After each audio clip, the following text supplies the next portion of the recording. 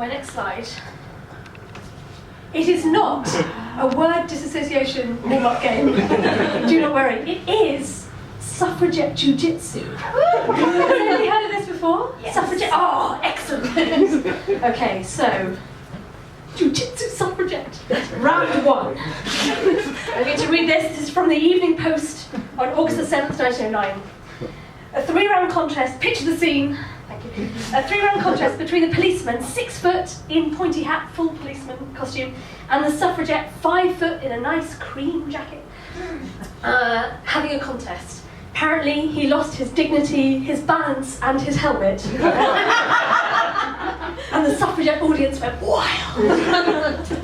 Okay, so we've got round 1. The little woman defies the policeman, who towers above her. He extends his right arm cautiously. She seizes it quickly, pulls him a little forward, appears to tap him above the ankle with her foot, and he falls with a thud. Roars of applause amid the It's not over yet, round 2. The policeman, with a worried look, faints for a moment, then goes for a body hold. The little woman grips him by the elbow and shoulder, knocks his feet out from under him, and drops him on his back with a fearful crash. More dust than before, and greater enthusiasm. When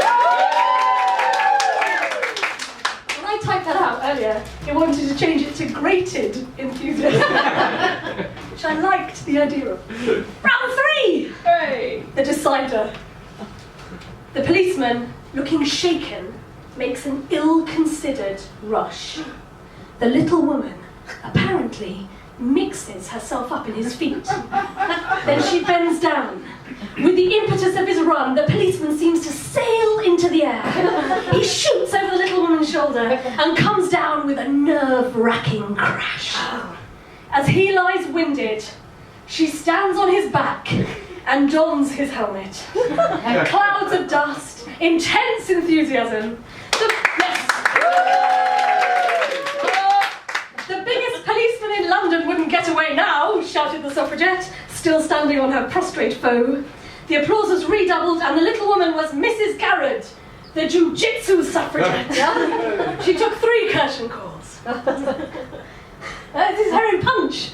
The suffragette that knew Ju-jitsu. There she is, throwing policemen over. This was a very popular and brilliant demonstration, which took place at quite a lot of suffrage exhibitions, circa 1909 to 1913. So we're going for militant. So we're going for WSPU, or the Women's Freedom League, if you know about them. Brilliant piece of propaganda as well. Ridicule because of the high status of the policeman. So the expected outcome is turned on its head. So the audience sympathies are with the winner, who of course in this case is representing the politically engaged woman. It's all brilliant. So Edith Garrud, what's my next? I don't know. Edith Garrud was born in 1872, and she first saw Ju-jitsu in a music hall with her husband because it was very popular in the music hall. Now, she went to learn with her husband William Ju-jitsu in a club in Shaftesbury Avenue, in a dojo in Shaftesbury Avenue, run by a man called Mr. Barton Wright. Now, Mr. Barton Wright had started his martial arts club. It taught a mixture of Ju-jitsu. It had 2 Japanese Ju-jitsu instructors, a French style of kickboxing called savate, which is great. I had a wonderful YouTube 24 hours, and a Swiss style of wrestling called schwingen.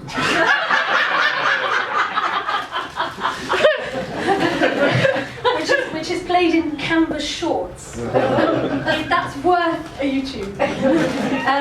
Okay, so he called this combination Bartitsu, so a combination of all 3 of them: Ju-jitsu, savate, and schwingen. See book. Ju-jitsu was introduced in the UK in 1899. Started a craze. Oh yes, Bartitsu was the martial art Sherlock Holmes practiced. Yes. There you go. So Arthur Conan Doyle included Bartitsu, including lots of novels, Edwardian novels. Many of the early Japanese experts started performing music halls across the country, challenging audience members to a contest. If you're a fan of, who isn't a fan of the late Victorian bodybuilders, like Eugene Sandow and George Hackenschmidt, if Do you know about him? One of the Japanese jiu-jitsu instructors challenged them, but it never came to anything. But it was a very good way of getting publicity. Oh yes, it was very stretched. I don't think he was that wide. Barjitsu, suitable for ladies, because, oh no, that's not right. Suitable for ladies, there was a picture of ladies doing it, because you didn't have a weapon, it was hand-to-hand combat, and it was defensive, essentially defensive, so you're attacking, you're receiving, and using the body weight against them, so it's considered suitable and athletic for ladies. Okay, so, Edith Garrud. So when the Japanese instructors went back to Japan in 1908, and Edith and her husband took over the dojo, which at that time moved to Golden Square. So she had a dojo in Golden Square. And in 1907, she starred in a film called Ju-jitsu Downs the Footpads, made by Gammel Pictures. Sadly lost. I hope it's somewhere in the BFI. I hope someone's cackling or watching, where she tackles ruffians.